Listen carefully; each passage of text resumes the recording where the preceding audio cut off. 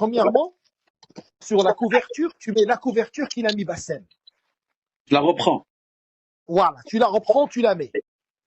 Ah, Et beau tu mets en gosse. gros ma vérité. Tu vois ce que je veux dire? Ouais, beau gosse. Voilà, putain, sur Abdel, reprendre la miniature de Bassam. Voilà. Et mettre ma vérité. Voilà. Parce que Bassam, il m'a harcelé hier soir. Hein. Je sais. Parce que lui, il veut juste que tu passes à sa radio pour refaire le buzz. Mais c'est pas grave, fais-le. Mais une fois tu as fait ta vidéo, c'est pas grave. Il va se faire du buzz. C'est pas grave. Mais une fois, il s'est ridiculisé. Tu dis, excuse-moi, toi déjà. Tu as dit que ils m'ont attaqué. Parce que par exemple, le point de l'acide, tu n'en as pas parlé, toi, Hamid, alors qu'il était important. Si, j'en ai parlé, mais C'est vite fait. pourquoi. J'ai dit, on m'a accusé de commanditer un. Si, je l'ai dit. Non, non, non, non, non, non. Faut le dire, le mot acide. Parce que ce mot-là, il a choqué tout le monde. Tu vois, tu sais, c'est comme les islamophobes quand ils parlent de Charlie Hebdo, Samuel Paty. Ils savent très bien qu'est-ce que ça va faire chez celui qui l'entend. Le mot acide, ça renvoie à l'Afghanistan, le Pakistan, le mec qui défigure une meuf parce qu'elle veut le quitter. T'as compris? Ouais, ça m'en fout. Nickel. Vas-y, je reprends la miniature de Bassam. Le titre, je l'appelle La vérité. Et je parle direct. Premier point, c'est quoi? Pour me mettre un coup de sac à l'adversaire. Voilà. Premier point, c'est dès le départ, tu les sèches. D'abord, il va falloir, je vous dis, la chronologie de cette. Tu dis pas, oui, aujourd'hui, je suis pas Hamid, comprends ton dit, nanana. Tout ça, enlève-le. Nickel. Tu dis, commence par un hadith ou un verset. Lequel tu conseilles? Toi, min bab, tu dis min bab, ou Allah subhanahu wa ta'ala, لعن الذين كفروا من بني إسرائيل على لسان داود وعيسى ذلك بما عصوا وكانوا يعتدون كانوا لا يتناهون عن منكر فعلوه. Tu dis min bab, l'obligation de blâmer le blâmable et faire éclater la vérité. Non, يا أهل الكتاب لا تلبسوا الحق بالباطل وتكتموا الحق وأنتم تعلمون. Voilà, par exemple. أهل الكتاب Mais vraiment vite, tu t'allonges pas dessus. Tu dis min bab, puisqu'Allah subhanahu wa ta'ala a pris de nous l'engagement de citer la vérité et de ne jamais la faire taire. Et puisque des accusations contre moi ont été émises en public, je suis dans le devoir de rétablir la vérité. Et sans trop tarder, je vous ramène d'abord, j'aborde avec vous les points suivants. Marc, s'il te plaît, Marc, ce que je te dis. Accusation en public, réponse en public. Déjà que les gens y comprennent. Voilà. Comme l'accusation en public, je suis obligé de répondre en public. Nickel. Dans cette vidéo, je veux rétablir une chose, al-haq, la vérité. Allah subhanahu wa ta'ala nous dit dans le Coran, ne mêlez pas la vérité au mensonge et ne cachez pas sciemment la vérité alors que vous savez. La talbisu al-haqqa bil batil wa taktumu al-haqqa wa antum ta'lamun. Parce que oui, cacher la vérité, déformer la vérité, salir quelqu'un sans preuve, c'est une trahison. Et toute personne qui a un minimum de foi, un minimum de dignité doit refuser à participer à cela. Pourquoi je prends la parole aujourd'hui publiquement? Pourquoi je réponds publiquement? Parce que les accusations ont été faites publiquement. Et je vais parcourir, ça va être des points que je vais parcourir. Soit pour dire une vérité, soit pour repousser une ambiguïté. Premièrement, parce que ça aussi c'est revenu. Pourquoi je me suis filmé après l'agression? Pourquoi je me suis filmé? Pourquoi j'ai fait une vidéo? Pas parce que eux ils étaient en train de snapper. Et connaissant les personnages, les commanditaires, je savais que même ça allait être utilisé contre moi. Donc j'ai tenu à ce que dire ma vérité à moi avant que le mensonge ne commence à circuler. On peut être d'accord avec moi ou pas, mais voici mon explication. Vous avez le droit de la prendre ou pas la prendre, mais voilà. Mais je pense que ce que je vais vous dire à la fin vous poussera à me donner raison parce que vous comprendrez à quel genre d'individu j'ai affaire. Pourquoi j'ai parlé depuis mon lit d'hôpital? Parce qu'à ce moment précis, pendant que j'étais entre la vie et la mort, certains étaient déjà en train de snapper, de rigoler, de propager un mensonge ignoble. Ils ont osé dire que j'étais venu dans leur cité avec de l'acide pour défigurer une femme. C'est gravissime, mes frères et sœurs. Donc oui, j'ai réagi à chaud, j'ai répondu immédiatement parce que le mal, lui, ne prend pas de pause. Ensuite, tu dois absolument dire la date, parce que tu l'as mal dit. En fait, on ne comprend pas. Il y a plein de trucs que tu as dit, que moi j'ai compris, mais monsieur tout le monde ne va pas comprendre. Tu vois ce que je veux dire? La date. Tu dis les événements auxquels elle fait référence. Et puis même, au bout d'un moment, tu parlais, tu disais relate, elle relate les événements. Non, relate, ça veut dire qu'elle est en train de dire la vérité. N'oublie pas de dire les fabulations, les mensonges. Ne dis à aucun moment les événements, les trucs. Les fabulations, les mensonges. Toujours tu leur donnes des adjectifs comme ça. Fabulation, mensonge, les accusations, trucs, tu vois, les calomnies, nanana, tout ça. Tu dis d'abord, et on va replacer ces calomnies dans leur date. Tu dis, je me marie en 2007. Ça, c'est important, Al-Hamid. Vraiment, Allah yardak. Tu dis, je me marie, c'est en 2016 tu te maries. En 2012, avec elle, c'est 2012. Je me marie en 2012. Bah, voilà, tu dis, je me marie en 2012, je ne suis pas imam, je ne suis pas prédicateur, je suis un professeur d'anglais, je suis un professeur d'anglais qui enseigne en Arabie Saoudite et qui profite des cours des ulama, des savants, qui profitent de cette terre bénite pour augmenter mon adoration et assister au cours des ulama. Donc, et tu te dis, c'est important, parce que, et c'est là que tu ramènes la loubna. Tu dis, parce que tout ça, moi, ma personne n'est pas intéressante. Tu dis, tout ça s'inscrit dans le cadre d'une campagne islamophobe pour dénigrer l'islam à travers le dénigrement des imams. Et tu mets avec le compte de Loubna, tu dis, vous avez certainement vu comme moi les dizaines d'imams, la dizaine d'imams qui sont passés. Ça passe de Tariq Ramadan, Hassan Hussein, si tu politises un peu l'histoire. Vas-y, nickel. Et je profite des cours. Tac, tac. Et c'est Voilà. pour cette raison que Loubna, là, numéro 3, Voilà. Loubna, elle a fait l'amalgame entre... Les gens, ils vont comprendre. Non, non, non, non, non, non, tu dis pas comme ça. Tu dis juste ça. Je profitais des cours des ulama et donc, le fait qu'on me cite en tant que, dans cette affaire, en tant qu'un imam qui aurait fait je sais pas quoi, c'est juste parce que tout cela s'inscrit, comme ça, s'inscrit dans le cadre d'une campagne anti-prédicateur musulman dont on connaît tous la source. Tu dis juste comme ça. Et je mets son image à elle après. Voilà. Tu mets le compte blâmé le blâmable, dont on connaît tous la source et dont je ne suis pas la seule victime. Et dont on connaît tous les sources et les commanditaires cachés derrière. Tout cela s'inscrit dans une campagne anti-islam. Voilà. Anti-islam. Détruire l'imama. En détruisant l'image de l'imama à travers des comptes spécialisés dans la calomnie des imams. Et qui n'écoutent, et qui les mêmes, et qui ne font que prendre des témoignages anonymes, les mêmes qui nous demandent de toujours attendre d'écouter des deux côtés. T'as compris? Des comptes spécialisés, voilà. Voilà.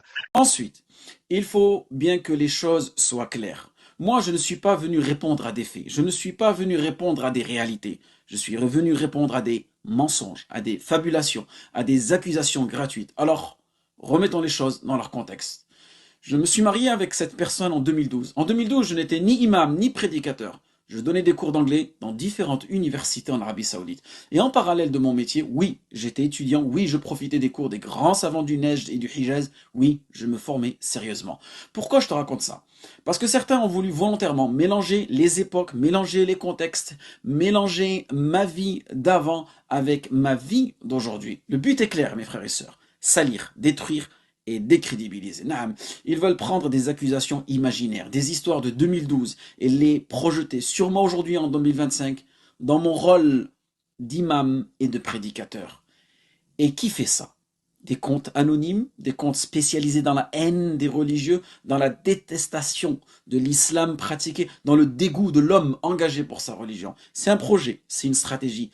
Ce n'est même plus une attaque personnelle, c'est une attaque contre un symbole, l'imama. Ils veulent une chose, que toi, musulman, quand tu entends imam ou prédicateur ou da'iya, tu lèves les yeux au ciel, tu rigoles et tu méprises. Et ça, je ne peux pas le laisser passer sans répondre. Est-ce que vous m'avez entendu? Est-ce que vous m'entendez, mes frères et sœurs?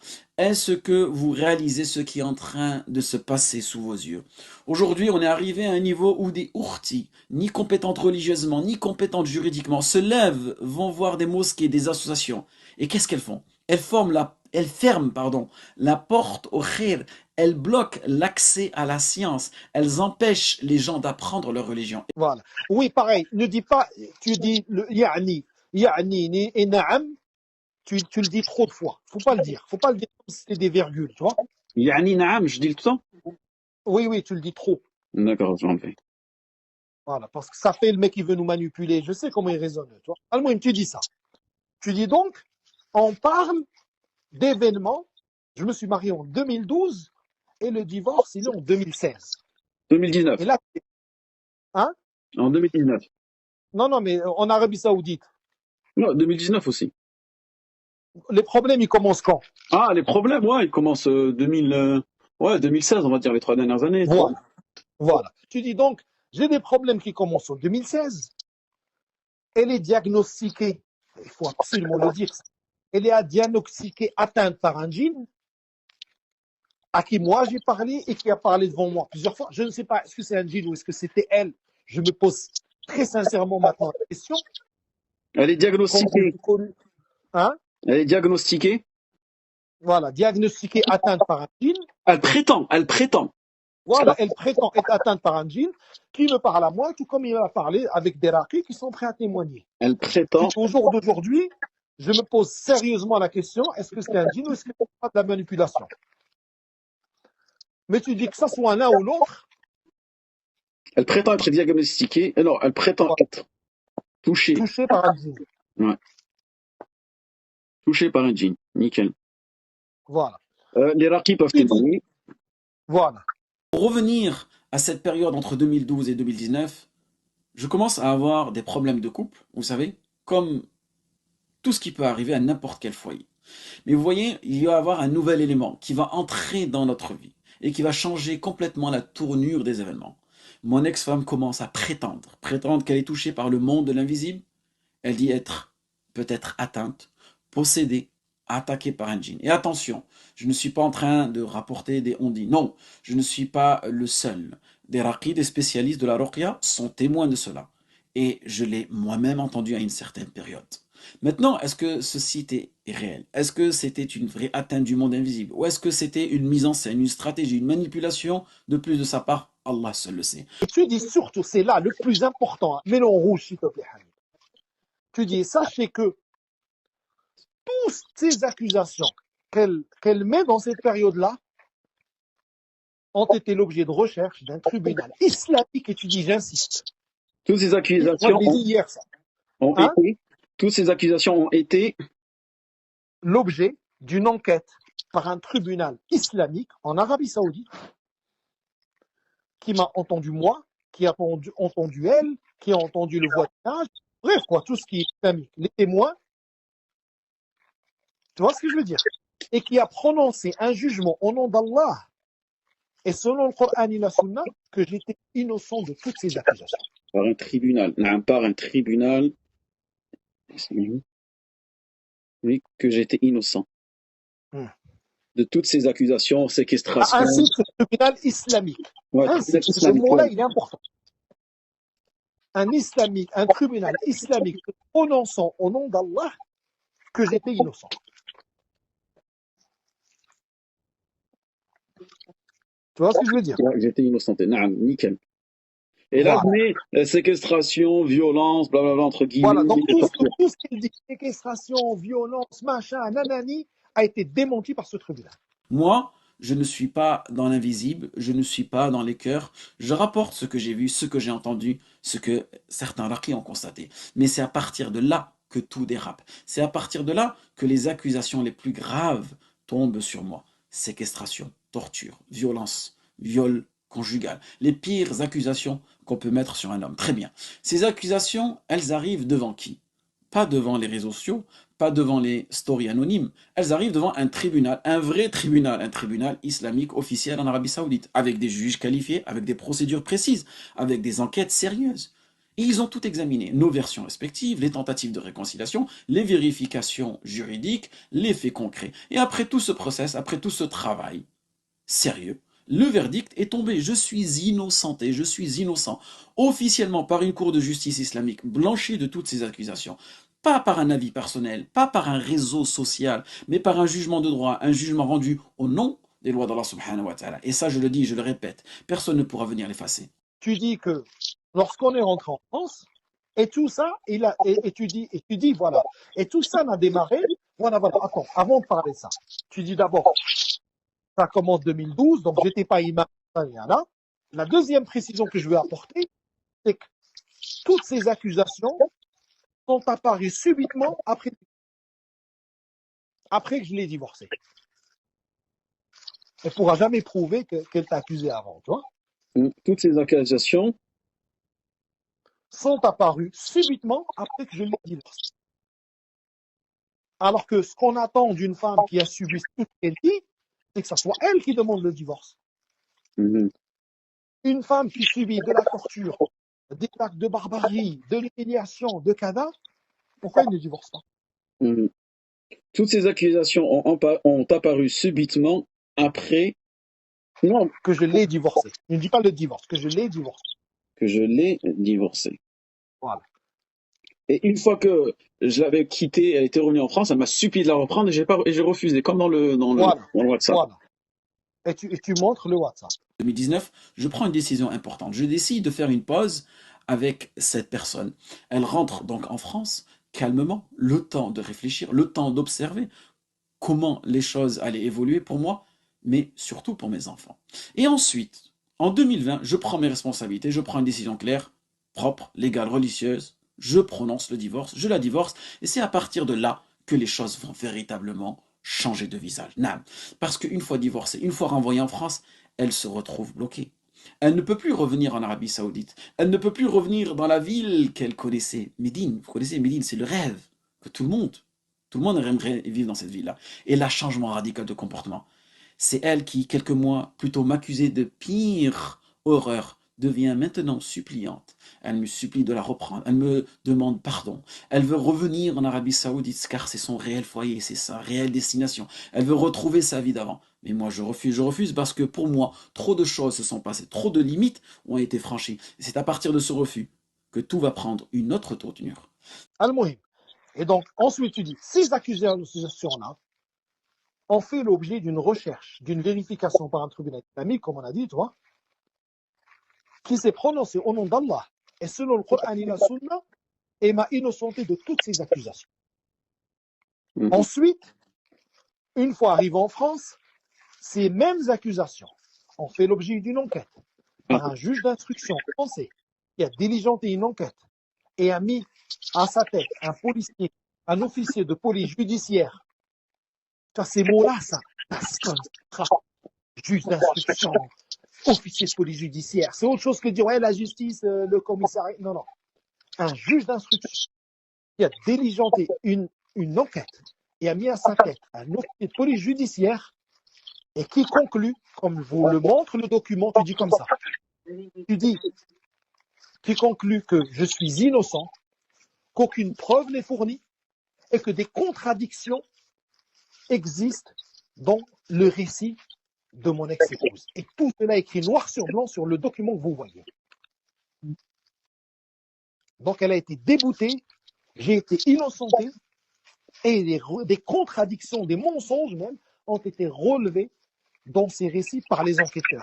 Et ça, la juge l'a rappelé dans le document que je vous montre. Là déjà, elle est morte. Là déjà, tu peux te relâcher et faire rouler ton discours. Le plus dur, c'est ça. C'est installer à la tête des gens que c'était 2012, faire rentrer la théorie du complot qu'ils veulent se servir de moi pour servir l'islam. J'étais pas imam, j'ai prof d'anglais. Deuxièmement, tout ça n'a commencé quand je l'ai divorcé. Et vous regardez que méchant que j'étais après tous les soi-disant actes de barbarie qu'elle a subis et me supplier en étant en France, donc en étant en France, donc passer plus séquestré, selon elle, plus de pression, mais me supplier pour la reprendre, comme vous voyez dans cet SMS-là. Voilà, tu vois. Et c'est que après cela, après mon refus de la reprendre, que ces accusations-là ont commencé à apparaître. Puis tu dis, ces accusations-là ont été vérifiées, comme moi je l'aurais vérifié, comme n'importe qui veut en avoir le cœur net, ces accusations graves. Tout ce qu'elle dit a été vérifié par un tribunal islamique qui se prononce au nom d'Allah. Et selon le Coran et la Sunna, il m'a innocenté de toutes ces accusations. Une fois venu en France, ces mêmes accusations ont fait l'objet d'une enquête diligenté par un juge d'instruction qui a mis à la tête, qui a désigné un officier de police judiciaire, qui a cherché pendant des mois pour non seulement m'innocenter, mais dire clairement qu'elle n'apporte aucune preuve, elle n'a aucun document ni médical, ni quoi que ce soit contre. Il faut bien dire ça. Elle n'a aucun document ni médical, ni administratif, contrairement à ce qu'elle prétend. Et en plus, ils ont relevé des incohérences et des contradictions dans son discours. Et ceci est écrit noir sur blanc dans les conclusions du juge, dans le document que je vous laisse ici. Là, déjà, elle est flinguée, elle est morte. Tu vois ce que je veux dire? Nickel, ouais. Ça, c'est le plus important. Je prends une autre décision, responsable et légale, j'engage des procédures judiciaires en France. Dans ses conclusions devant la justice française, qu'est-ce qu'elle a fait? Encore une fois, les mêmes accusations, encore les mêmes mensonges, encore les mêmes scénarios de violence, de séquestration, de torture, de père dangereux, de mari violent devant ses enfants. Mais cette fois-ci, on n'est pas sur les réseaux. Cette fois-ci, on est devant la justice française. Et là, un juge d'instruction est saisi. Il transmet l'affaire à la police judiciaire. Une enquête officielle est ouverte, une vraie, avec des auditions, des vérifications, des procédures sérieuses. Et les résultats, une fois, une nouvelle fois, je suis innocenté. La justice française elle-même le dit. Le juge lui-même le confirme. Et mieux encore, le juge a mis en lumière des contradictions flagrantes de cette femme, des versions qui changent, des accusations qui ne tiennent pas, des mensonges qui se répètent et qui ne reposent sur rien. Une fois, elle dit que je commets ces violences devant mes enfants, et une fois, elle dit que je ne le commets pas devant mes enfants. Vous voyez, juste cette simple contradiction relève en réalité la volonté de cette personne. Et une deuxième fois, devant des systèmes juridiques différents, l'islamique en Arabie Saoudite et le civil français, le résultat est même. Je suis innocent, bari. Et c'est ça, c'est factuel, ça c'est écrit noir sur blanc, ça c'est une vérité que personne ne pourra effacer. Quand ni le tribunal islamique ne lui a donné raison, ni le tribunal français ne lui a donné raison. Tu dis, maintenant, revenons, quand elle dit à ses mensonges à la radio, quand elle est passée à la radio, j'aimerais bien démonter. Ça, c'est important. La première partie, c'est on démonte la partie saoudienne 2019, divorce, blablabla. Deuxième partie, on passe à son live. Passons à son live. D'abord, je suis censé être, selon elle, l'instigateur de tout ça.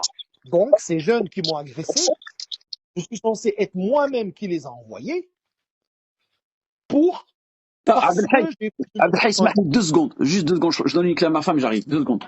Voilà, vas-y. Yes, c'est pas.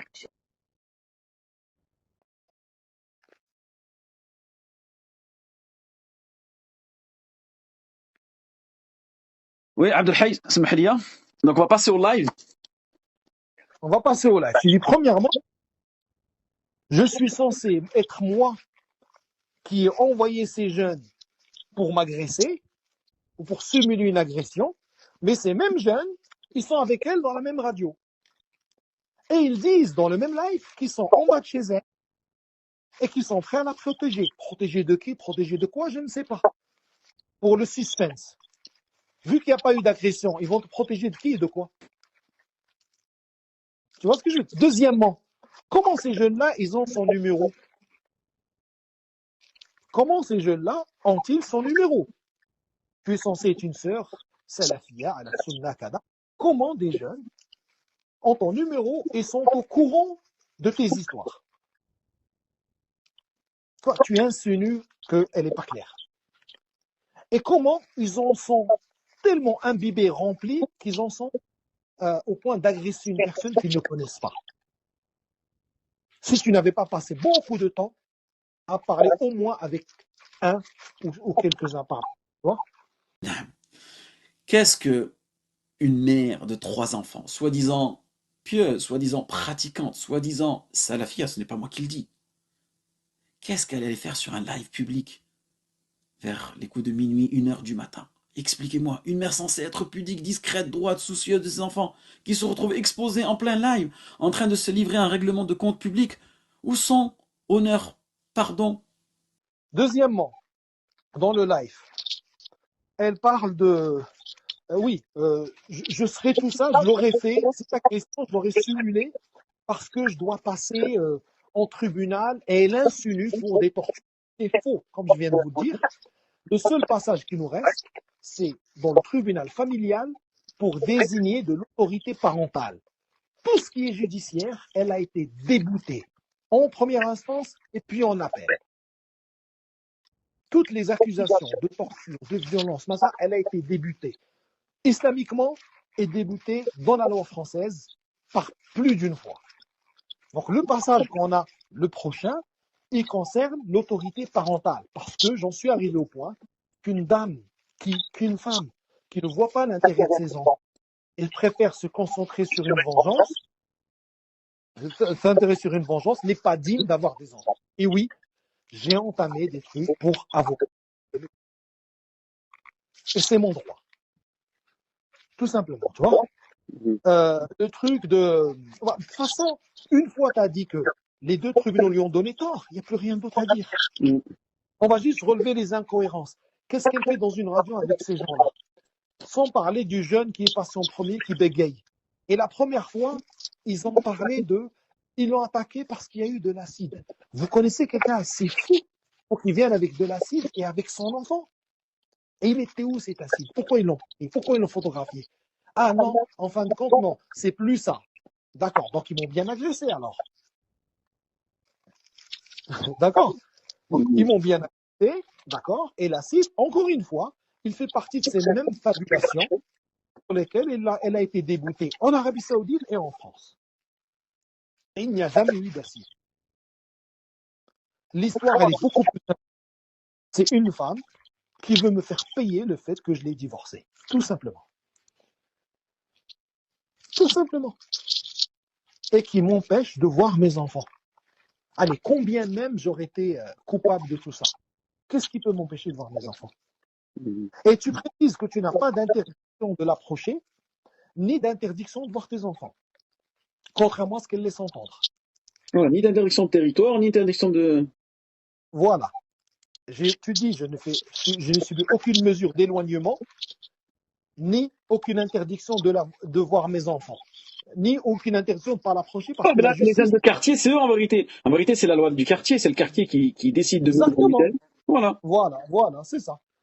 Voilà. Une fois, elle a vu qu'elle a perdu devant le tribunal islamique et devant le tribunal français, Voilà. elle a décidé de faire son propre tribunal, qui est le tribunal de la rue. Ça, c'est un point important, ça. Quand ni le tribunal islamique ne lui a donné raison, ni le tribunal français ne lui a donné raison, qu'est-ce qui lui restait? Le tribunal de la rue, Nam, le quartier. Oui, exactement. Puisqu'elle n'a pas pu me salir légalement, elle a choisi un autre terrain, celui de la rumeur, celui de la calomnie, celui des réseaux, celui de la rue.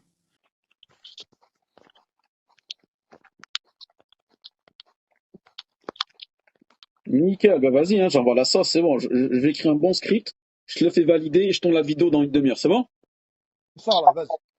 Après, Abdelhaim, il y avait quelque chose que je voulais mentionner qui n'était pas connu. Ce qui s'est passé, c'est moi, quand je l'ai divorcé, tu vois, quand je l'ai divorcé, après eux, ils m'ont rappelé plus tard, ils m'ont dit, ouais, ton divorce, quand tu l'as prononcé, il était dans le haid, tu vois. Ils n'ont pas voulu me le valider au niveau du tribunal, tu vois.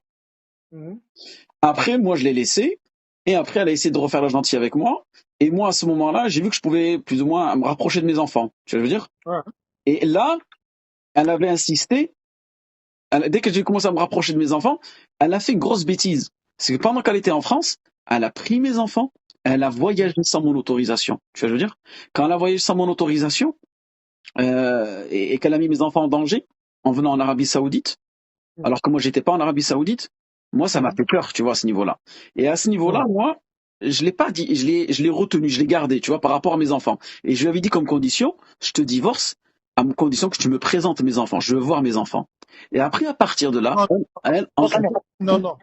Ça va fouiller tout le discours. Laisse tomber. non, juste pour que tu sois au courant pour contre-attaquer. Elle est partie en cachette voir Talhat Zahran ou Zahran Talhat. Ah, encore lui. Voilà, pour la khla' de moi, tu vois, je veux dire.